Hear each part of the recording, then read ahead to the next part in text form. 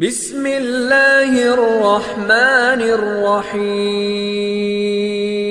السلام علیکم ورحمۃ اللہ وبرکاتہ۔ آپ کی جان سے حالت میں آپ کے لیے دو حدیثیں پیش کرنا چاہتا ہوں۔ بسم اللہ الرحمن الرحیم۔ الحمد للہ رب العالمین والصلاة والسلام على سید المرسلین۔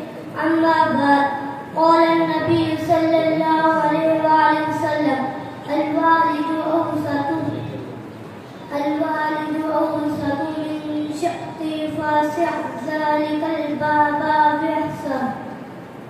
نبی کریم صلی اللہ علیہ وآلہ وسلم نے فرمایا، باپ جنت کا درمیانی دروازہ ہے، اگر تم چاہو تو اس دروازے کو ضائع کر دو، اور اگر تم چاہو تو اس دروازے کی حفاظت کرو۔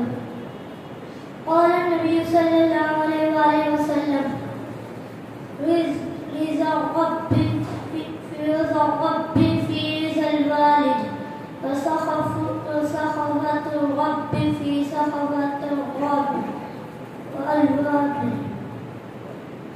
نبی کریم صلی اللہ علیہ وسلم نے فرمایا،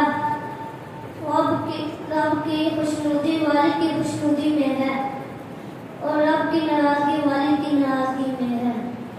اللہ پاک ہمیں والد کے احترام کرنے کی توفیق عطا فرمائے۔